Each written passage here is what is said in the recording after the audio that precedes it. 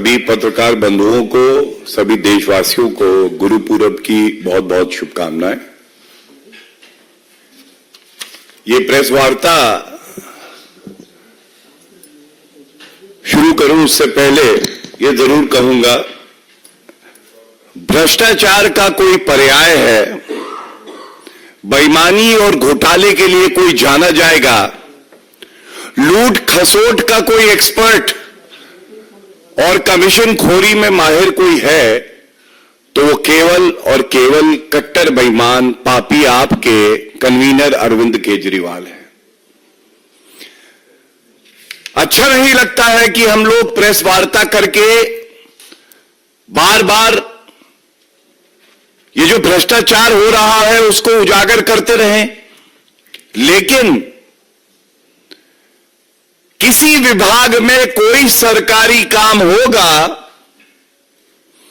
तो दौड़ा दौड़ा एक राजनीतिक व्यक्ति कट्टर बेईमान अरविंद केजरीवाल आएगा और कहेगा मेरी कमीशन का क्या, आया हूं तो कुछ तो लेके जाऊंगा। क्राइम मास्टर गोगो अरविंद केजरीवाल जी, कुछ तथ्य आपके समक्ष पेश करके पुनः कुछ गंभीर सवाल पूछने का समय आ गया है। ये घोटाला जो उजागर हुआ है, दिल्ली जल बोर्ड स्कैम, और ये घोटाला है क्या, 10 एसटीपी सीवेज ट्रीटमेंट प्लांट, इनको 2 कैटेगरी में बांटा गया। पहली कैटेगरी थी जिसमें केवल अपग्रेडेशन होना था, केवल अपग्रेडेशन, ये बहुत इंपॉर्टेंट है। और दूसरी कैटेगरी थी जहां अपग्रेडेशन के साथ ऑगमेंटेशन, कैपेसिटी बढ़ाने का भी काम होना था। कैटेगरी 1 अपग्रेडेशन और कैटेगरी 2 अपग्रेडेशन प्लस ऑगमेंटेशन, दोनों में 5-5 एसटीपी थे। 2022 में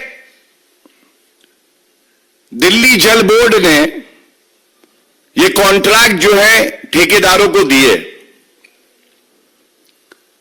इनकी कुल जो वैल्यू थी, मॉनेटरी वैल्यू, ये 1938 करोड़ के आसपास है। सारांश अगर बताऊं और उसके बाद डिटेल्स में जाएंगे, क्या घोटाला किया, क्या अनियमितताएं हैं, क्या इलीगैलिटीज हैं, कानून को कैसे ताक पे रखा, लेकिन जो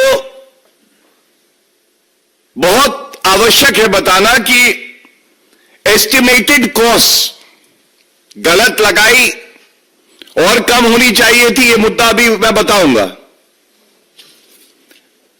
लेकिन एस्टिमेटेड कॉस्ट आई 1500 करोड़ के आसपास, 1500 करोड़। कॉन्ट्रैक्ट जो दिए गए ये कितने के दिए गए, ये करीब 1950 करोड़, मतलब 30% वृद्धि हो गई। जो खुद एस्टिमेट लगवाया था उसके ऊपर 30% वृद्धि करके कॉन्ट्रैक्ट दे दिए गए। ये चिंताजनक है। अरविंद केजरीवाल जी,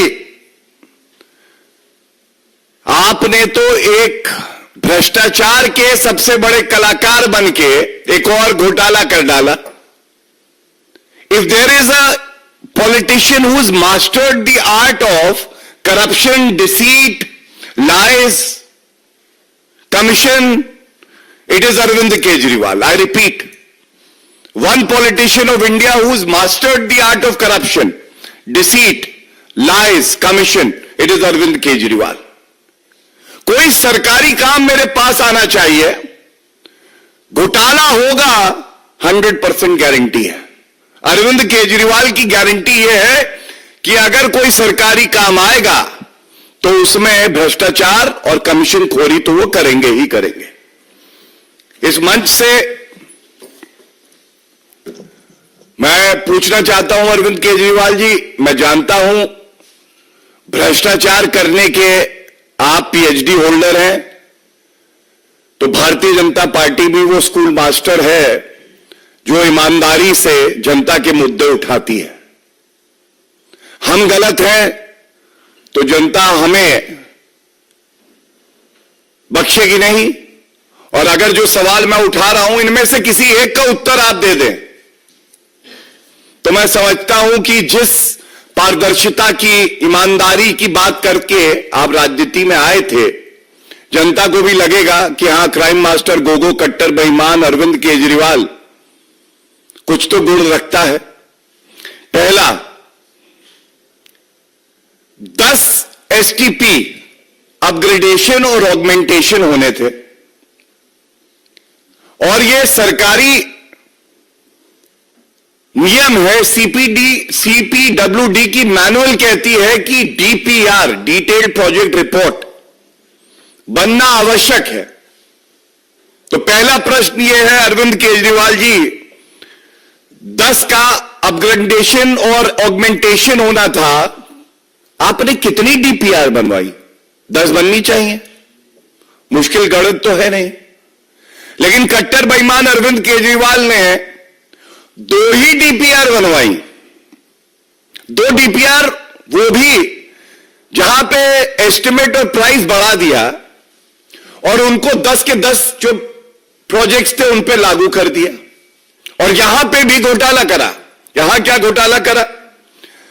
मैंने आपको बताया कैटेगरी 2 में अपग्रेडेशन और ऑगमेंटेशन दोनों है। एक साधारण व्यक्ति भी ये जान जाएगा कि अपग्रेडेशन केवल होगा तो कॉस्ट कम होगी, और अगर दोनों है तो कॉस्ट ज्यादा होगी। अरविंद केजरीवाल इतने बड़े घोटालेबाज हैं, भ्रष्टाचारी पेट इनका भरता नहीं है। इन्होंने कैटेगरी 2 का जो एस्टिमेट लिया था वही कैटेगरी 1 पे भी लागू कर दिया। मतलब एस्टिमेट आया कि हम अपग्रेड भी करेंगे एसटीपी को, सुएज ट्रीटमेंट प्लांट को, और साथ साथ ऑगमेंट करेंगे, कैपेसिटी भी बढ़ाएंगे। अरविंद केजरीवाल ने मौका पाया भ्रष्टाचार करने का। उन्होंने कहा कि अगर अपग्रेडेशन और ऑगमेंटेशन की कॉस्ट ज्यादा है और ये मैं सब पे लगा दूंगा, और 5 एसटीपी ऐसे हैं जहां ऑगमेंटेशन होना नहीं, तो जो टेंडर का कॉन्ट्रैक्ट का रकम है वो बढ़ जाएगी। जब रकम बढ़ेगी तो वसूली अपने आप ज्यादा हो पाएगी। तो अरविंद केजरीवाल जी, ये बताइए, ये कैटेगरी 2 के जितने प्लांट थे, इनका एस्टिमेट कैटेगरी 1 पे आपने क्यों लागू किया? ये तो बड़ा व्यापक सवाल है, सब जानना चाहते हैं। तीसरी बात, सर्वोच्च न्यायालय के जजमेंट से, पेशे से मैं वरिष्ठ अधिवक्ता हूं, बड़ी जिम्मेदारी से आप कहता हूं, जहां भी सिंगल कोटेशन आता है, सिंगल कोटेशन में आप दोबारा से टेंडर फ्लोट करेंगे। सिंगल कोटेशन जो है वो मान्य नहीं होता क्योंकि कंपेटिटिव बिड नहीं आ पाती। जिस एजेंसी ने एस्टिमेट बनाया है वो एनजेएस इंजीनियर्स प्राइवेट लिमिटेड है। इनका जो कंसल्टेंसी वर्क था ये भी सैटिस्फैक्टरी नहीं था, मतलब ठीक नहीं था। ये बिंदु भी आ चुके हैं सामने, और उसके बाद भी सिंगल कोटेशन इनका था और इनको एस्टिमेट्स बनाने का काम दे दिया। आप याद करिए शराब घोटाले में क्या हुआ था। एक आपको याद होगा बब्बर एंड कंपनी थी, जब मैंने कहा था गब्बर एंड बब्बर दोनों भ्रष्टाचार कर रहे हैं। ये जो कंसल्टेंसी की कंपनियां आती हैं ये पहले से ही मिली भगत होती है। अगर आप अरविंद केजरीवाल को जानते हैं, भ्रष्टाचार करने के लिए उसके जय और वीरू की जोड़ी बना सकते हैं तो आपको काम मिल जाएगा, वरना नहीं मिलेगा। तो ये हमारा एक सवाल है कि इनको ही आपने दिया, इनका काम तो पहले से ही सैटिस्फैक्टरी नहीं था। और देखिए ये बात बहुत चिंताजनक है, बहुत ही महत्वपूर्ण बिंदु है। शराब घोटाला अरविंद केजरीवाल, दिल्ली के लिए बस लानी थी, घोटाला हो गया अरविंद केजरीवाल। बच्चों को क्लासरूम देने थे, टॉयलेट्स को क्लासरूम बताते हैं, क्लासरूम घोटाला कर डालते हैं। जो अपने परिवार की कसम लेके कहते हैं कि मैं बड़ा बंगला सरकारी नहीं लूंगा, शीश महल घोटाला कर देते हैं। और आज दिल्ली जल बोर्ड घोटाला हो गया। तो अरविंद केजरीवाल जी, यहां पे भी जो खबर आई है, और हमारे दिल्ली इकाई के प्रदेश अध्यक्ष वीरेंद्र सचदेवा जी ने एलजी साहब को एक बड़ी विस्तार में चिट्ठी लिख के सारे बिंदुओं को रखा है। उन्हीं में से कुछ बिंदुओं को मैं आपके समक्ष रख रहा हूं। और बड़ी चिंता की बात है कि कार्टेलाइजेशन का मतलब कि कोई ईमानदार ठेकेदार अंदर ना घुस जाए और मेरा साथी भ्रष्टाचारी ठेकेदार बाहर ना रह जाए। इस तरह से आप बिड्स इनवाइट करें। तो यहां पे भी पाया गया है कि कार्टेलाइजेशन करके ही ये ठेके दिए गए हैं। और एक बात, सवाल और आपसे अरविंद केजरीवाल जी पूछ लेते हैं। मैंने अपने विधिक जीवन में प्रैक्टिस करते हुए तमाम ऐसे कॉन्ट्रैक्ट देखे हैं जहां L1 ने कहा 100 रुपए। सरकार ईमानदार है, भाजपा की है, तो L1 मतलब लोएस्ट बिडर को बुलाती है और कहती है 100 रुपए कहा है, नेगोशिएट करके उसको 90-80 बना देती है। जनता के 10-20 रुपए बच जाते हैं। अरविंद केजरीवाल जी का मैकेनिज्म देखिए। L1 ने कॉन्ट्रैक्ट दिया, L1 ने अपनी बिड पेश करी 392 करोड़ की, 392 करोड़। 392 करोड़ को अवार्ड कितने का दिया? 408 करोड़ का।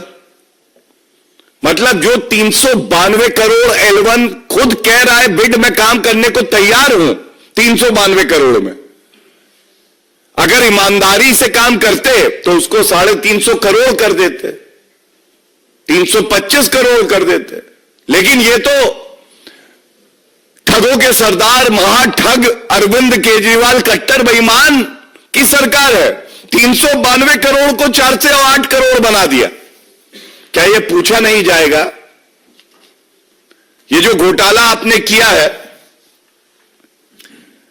और प्रथम दृष्टया मैं बता रहा हूं केवल इन 10 जो कॉन्ट्रैक्ट अवार्ड किए गए हैं, इसमें जो घोटाला हुआ है ये 450-500 करोड़ के आसपास का है।